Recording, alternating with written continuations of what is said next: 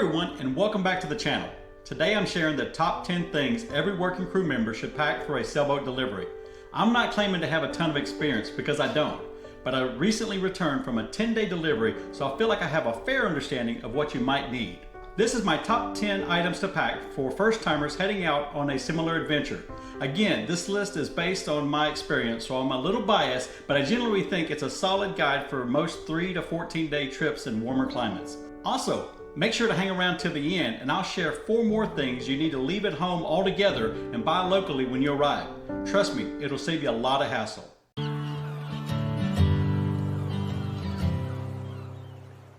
Let's get right to it. Here's a pro tip right off the bat. Aim to fit everything you need into a single backpack. Yes, you heard that right.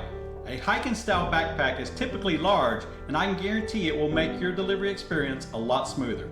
Think about it. One backpack means no checked baggage. That translates to saved money on baggage fees, less wasted time at baggage claims, and the added bonus of not worrying about lost or damaged luggage. Beyond the travel perks, showing up to the boat with a single, manageable backpack demonstrates to the captain and owner you understand and respect the limited storage space on a sailboat. It's a simple way to make a great first impression. Let's dive in with item 1, which is 2 thin towels. The key here is thin for several reasons. First, thin towels dry quicker, which is important on a sailboat where things are usually damp. Second, thin towels take up a lot less space in your backpack, helping you stick to your goal of a single bag. Having 2 towels is a simple way to increase your chances of always having a dry towel available. You can also opt for a quick dry sport towel, but a standard towel is all you need. Moving on to number 2, and this is a big one. Consider bringing your own PFD, but make sure it has a built-in harness.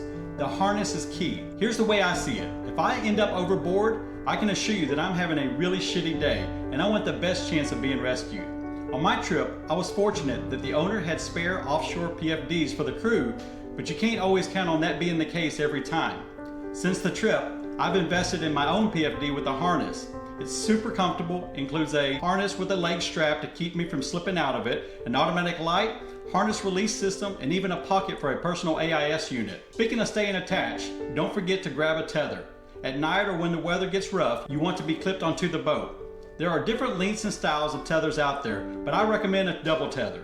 This allows you to move around the deck while always having at least one point of secure attachment. With a single line tether, there's a brief moment when you're switching connection points, and that's exactly when Murphy's Law will kick you from behind. This stuff was not cheap, but my safety is important, and you don't get a do-over when it comes to this kind of gear. Item 3 is a no-brainer. For sunny days at sea, you want sunglasses and a hat. Trust me, the glare in the water is intense, and you'll likely end up with a pounding headache from all the squinting if you're not prepared. When it comes to sunglasses, I recommend going with polarized lenses. They're great at cutting the surface glare off the water, and they actually make it much easier to see what's going on in the water. Item 4 includes a Wi-Fi and cellular enabled tablet housed in a water-resistant case. Let me explain why this is so useful. The water-resistant case is essential for obvious reasons. You're on a boat. The Wi-Fi and cellular capabilities unlock essential features like GPS for navigation and internet access when available. Make sure to download your preferred navigation app. I'm a big fan of Navionics. Grab a weather app like windy.com, which is what I use. And finally, an anchor alarm app can provide a bit of peace of mind. Showing up and knowing how to use the navigation and weather apps will instantly make you a valuable crew member in the captain's eyes. They'll appreciate having another source of up-to-date information. As a bonus, your tablet can offer entertainment during downtime if you load it with your favorite music and movies. Plus, it can be a backup for checking emails and staying connected if something were to happen with your phone. Item 5 is crucial for keeping your devices alive, and that's a battery bank. Don't make the mistake of solely relying on the boat's power outlets. Plus, you don't want to be that person constantly hunting for an available outlet. A small battery bank gives you your own personal power station no matter where you are on the boat. On a side note, try to make it a habit to charge your battery bank while you're sleeping so it's available during the day. And make sure you've got all your cables you need to charge your phone, tablet, and watch. Item 6 is all about your comfort and well-being on deck. Yep, we're talking about foul weather gear. Looking back on my trip, I used a mid-range jacket and pants set I bought from West Marine, and during a couple of those rainy watches, I found myself a bit cold and wet.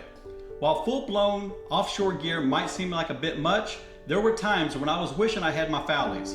I'm going to leave it at that. The need for weather gear varies between each person. I wanted to mention it because it might make a huge difference in your overall experience. We're moving on to clothing, which is item 7, and my main advice here is don't overthink it and definitely don't overpack. A simple approach is to bring a pair of shorts, a shirt, and underwear for each day, and honestly, that should cover you. The key here is to make sure everything you pack is made of wicking material. Even with a light breeze, wicking fabrics will help keep you comfortable and dry. Don't come at me with all your reasons. You do you, but personally, wearing denim or cotton on a boat just doesn't make sense to me. For footwear, I packed my deck shoes and some flip-flops, but I ended up barefoot 95% of the time.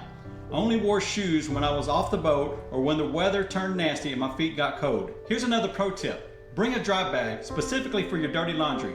After a few days on board, things can get a little ripe.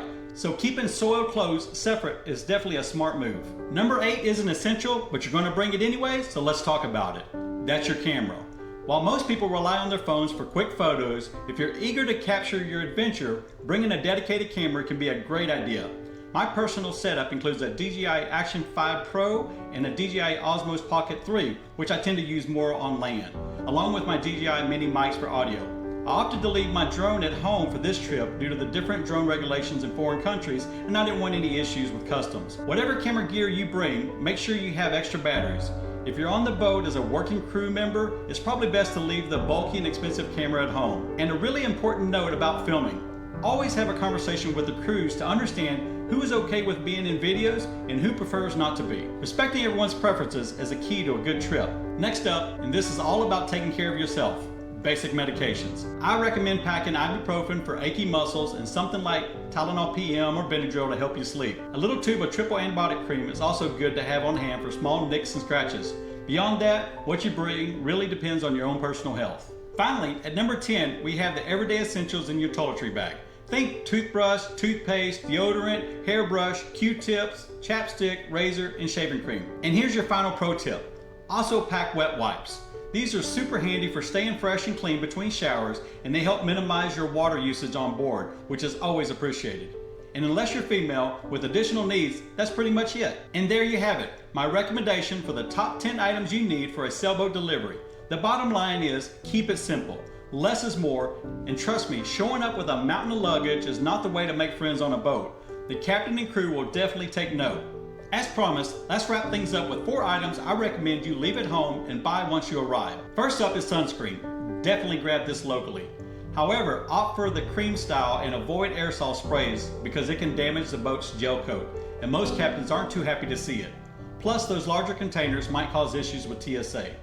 Second is food. Be flexible with this one. Embrace the adventure and work with what is available. Honestly, on my trip, my diet consisted heavily of Nutella and peanut butter sandwiches. Not because that's my favorite, but because that's what the marina store had. Third is a multi-tool. I didn't have one with me, but it seems like a really good idea. However, with the airline restrictions on blades, it would be easier to buy one when you arrive. Then when you're heading home, you can always gift it to the boat owner or someone local, a nice little gesture. And finally, pick up some bug spray. The same as sunscreen, it's probably best to buy this locally. We were lucky to have a bug-free trip, but I can see where it'd be super helpful. Again, avoid aerosol cans if possible to protect the boat. And that's it. Packing is easy to overthink, but don't do it. You truly don't need that much. Thanks for watching. I hope you find this video useful. If I missed anything that you think should be in the top 10, let me know in the comments. Also, if you like this video, smash the like button and subscribe. It really helps me grow this channel. Thanks, and I'll see you next time.